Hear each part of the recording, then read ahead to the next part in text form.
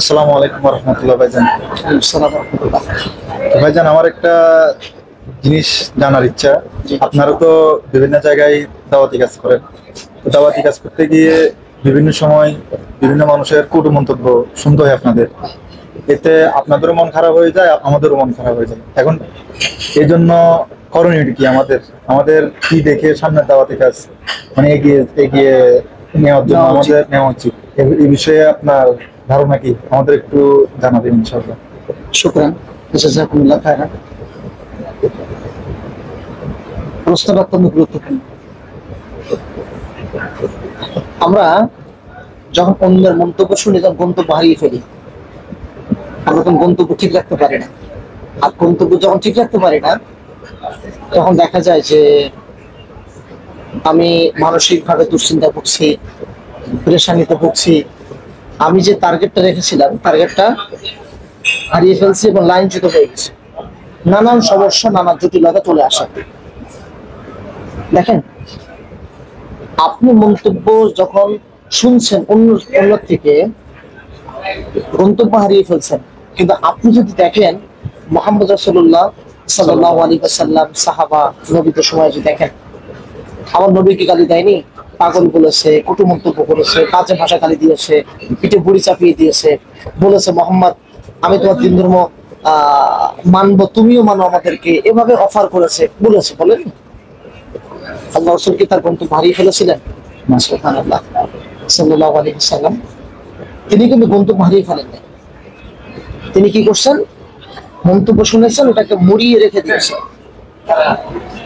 আমরা যদি আমাদের এই বর্তমান সময়ে মন্তব্য যখন করছে, তখন আপনার দায়িত্ব পড়ে যায় কোরআন এবং সুন্নাহ সে অনুযায়ী আপনার জীবনকে পরিচালনা করা এবং করছেন কিনা। আপনি মন্তব্য শুনে আপনি রিসার্চ করবেন যে আপনি কোরআন এবং সুন্নাহর উপর টিকে আছেন কিনা, আপনি আপনার রবের প্রিয় বান্দা অ্যাকুরেট ভাবে হতে পারছেন কিনা, এটা আপনার দায়িত্ব পড়ে যায়। একটু দেখবেন, রিসার্চ করবেন। যখনই দেখবেন না আলহামদুলিল্লাহ আমি কোরআন এবং সুন্নাহর উপর পরিপূর্ণ টিকে আছি, আমি দেখতে পাচ্ছি আল্লাহ প্রিয় বান্দা, আলহামদুলিল্লাহ, আল্লাহর শুকরিয়া, কোরআন এবং সুন্নাহ অনুযায়ী জীবনকে পরিচালনা করছে, আপনি তখন স্টেট চলতে থাকবেন। দেখতে দেখতে যাবেন না যে মন্তব্য কি করছে। পাশাপাশি আপনি আপনার আপনার আপনার জায়গা থেকে আপনার দায়িত্ব পড়ে যায়। আপনার এমনও আছে যে আপনার প্রতিবেশী, আপনার আপনজন, বিশুদ্ধ আকীদার ভাইদের মধ্যেও কিন্তু এমনটি হচ্ছে হচ্ছে যে মন্তব্য করছে, একজন উপরে উঠছে, অথবা একজন কাজ করছে, অপরজন দেখছে, হিংসাই, হ্যাঁ, এমনটি কিন্তু হচ্ছে। এক্ষেত্রে আপনার দায়িত্ব ভাইজান সেটা হলো যে ওদিকে না তাকিয়ে আপনি আপনার কাজটাকে সামনে গিয়ে নেওয়া।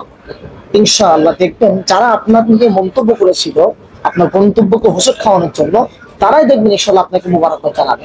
আমি যেটা করি সেটা হলো, কেউ মন্তব্য করে আমি দোয়া করে দেয়, কেউ মন্তব্য করে আমি দোয়া করে দেয়, আল্লাহ তুমি তাকে সুবুদ্ধি দান করো, তুমি তাকে বুঝ দান করো, তুমি তাকে হিদায়াত দান করো। আমি হিদায়াতের জন্য আল্লাহকে দোয়া করে দিই। দেখা যায় আলহামদুলিল্লাহ আমি যখন তার জন্য হিদায়াতে দোয়া করছি, অবশ্যই ফেরেশতা আল্লাহকে বলবে যে আল্লাহ ওই সেই বান্দা যাকে নিয়ে মন্তব্য গীবত তুহমত যত কিছু করে যাচ্ছে, উনি কিন্তু লাইনচ্যুত হয় না, বরং উনি যারা মন্তব্য করেছিল তাদেরকে নিয়ে দোয়া করে দিয়েছে, আল্লাহ তুমি তাকে রহম করো। তখন আপনার প্রতি কিন্তু রহমটা ভারী হয়ে যাবে। তাহলে আপনি আপনার জায়গা থেকে কি করবেন সেটা হলো, যখন শুনবেন কোনো কথা আপনি রিসার্চ করবেন ওটা নিয়ে। যে কোনো বিষয়, এনি বিষয়, যে কোনো বিষয় হতে পারে, ঠিক আছে? ইনশাআল্লাহ আপনার বিজনেস হোঁচট খাওয়ানোর জন্য, আপনার ইবাদত বন্দেগী হোঁচট খাওয়ানোর জন্য, আপনার কাজকে হোঁচট খাওয়ানোর জন্য, আপনার আকীদা থেকে লাইনচ্যুত করার জন্য নানান বিষয়ে কিন্তু মন্তব্য করবেন। এগুলো নিয়ে কোনো প্রকার চিন্তা করা যাবে না। আপনার টার্গেট থাকবে আল্লাহ প্রিয় বান্দা হওয়া, আপনার টার্গেট থাকবে বিশুদ্ধ আকীদার উপর টিকে থাকা, আপনার টার্গেট থাকবে কোরআন এবং সুন্নাহ অনুযায়ী চলাফেরা করা। আরেকটি লাস্ট স্টেপ সেটা হলো বিজ্ঞ আলেমদের শরণাপন্ন থেকে নিজেকে শুধরে নেওয়া, দিন শিকার অবশ্যই ইনশাআল্লাহ। আল্লাহ তাওফিক দান করুন। আমিন। জাযাকাল্লাহ খাইরান, বারাকাল্লাহ ফীক। আসসালামু আলাইকুম।